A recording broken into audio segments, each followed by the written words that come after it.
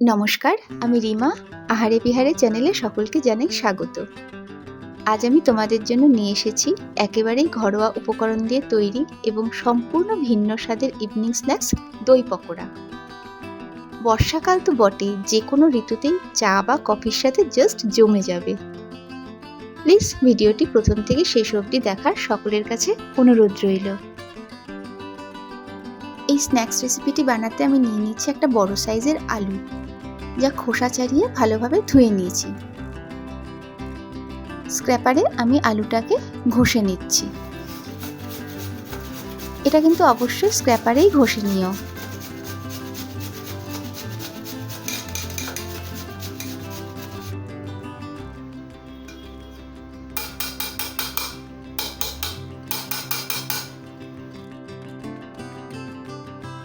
আলু পুরোপুরি ঘষা হয়ে গেছে।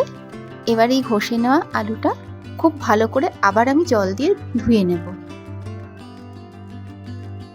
ঘষে নেওয়া আলুটা আমি খুব ভালোভাবে জলে ধুয়ে নিয়েছি। ধুয়ে একটা স্ট্রেইনারে আমি জলটা ঝরতে দিয়েছি। এই স্ন্যাক্সটি বানাতে আমি নিয়ে নিয়েছি 50 গ্রাম সুজি।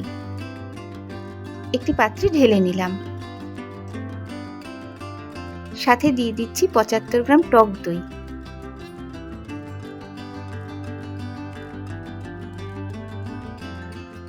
দিয়ে দিচ্ছি 50 গ্রাম বেসন।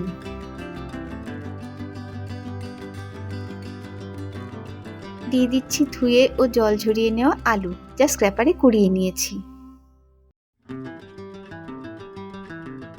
দিয়ে দিচ্ছি একটা বড় সাইজের পেঁয়াজের হাফ টুকরো, যা ঝিরিঝিরি করে কেটে নিয়েছি। আর সাথে দিচ্ছি 3টে কাঁচা লঙ্কা কুচি। এখানে আলুর তুলনায় পেঁয়াজ একটু কম দেবে, তাহলে স্বাদটা বেশি ভালো আসবে।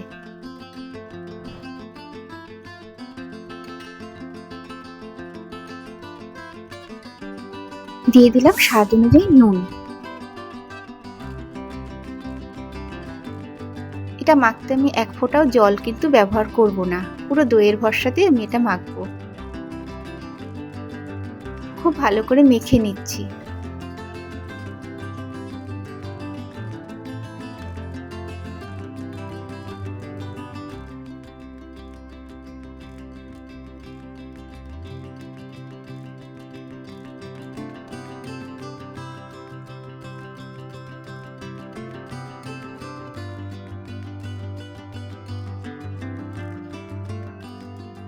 এর মধ্যে আমি একটু লঙ্কার গুঁড়ো কিন্তু অ্যাড করব। দিয়ে দিলাম হাফ চা চামচ লঙ্কার গুঁড়ো। তোমরা তোমাদের স্বাদ অনুযায়ী কিন্তু ঝাল দিও। আমি ছোটদের কথা ভেবে ঝালটা একটু কমই দিলাম। লঙ্কার গুঁড়ো দিয়ে ভালো করে আরো একটু মেখে নিচ্ছি।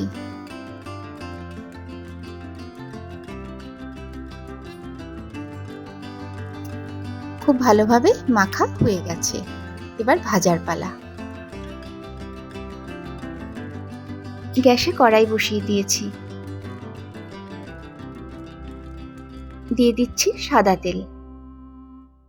ভাজার ব্যাপার তো তেলটা একটু বেশিই দিও।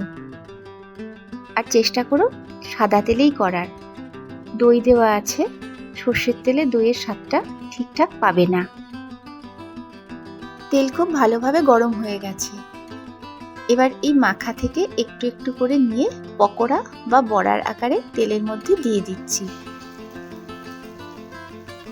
এই সময় গ্যাসের ফ্লেম একদম হাই রাখবে, না হলে সুজি আর বেসনের জন্য কিন্তু লো ফ্লেম থাকলে আটকে যেতে পারে।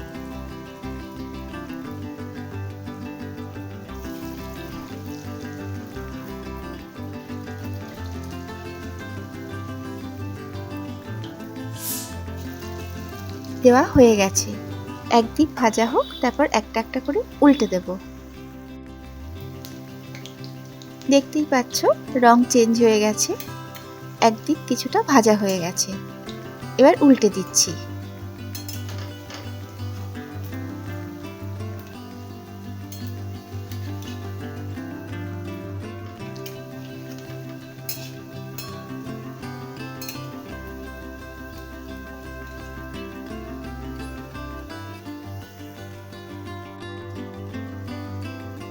উল্টো দিকটাও কিছুটা ভাজা হয়ে গেছে। এবার একসাথে সবকটাকে উল্টে দিলাম। পকোড়া একটু কড়াভাবে ভাজলে খেতে খুবই ভালো লাগে।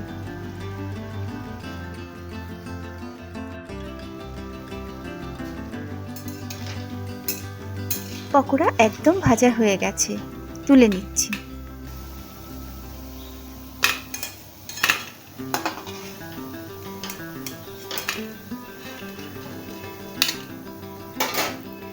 এই দেখো,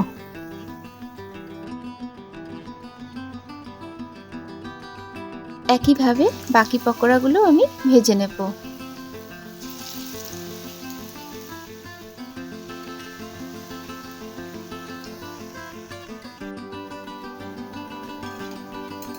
ভাজা হয়ে গেছে, তুলে নিচ্ছি।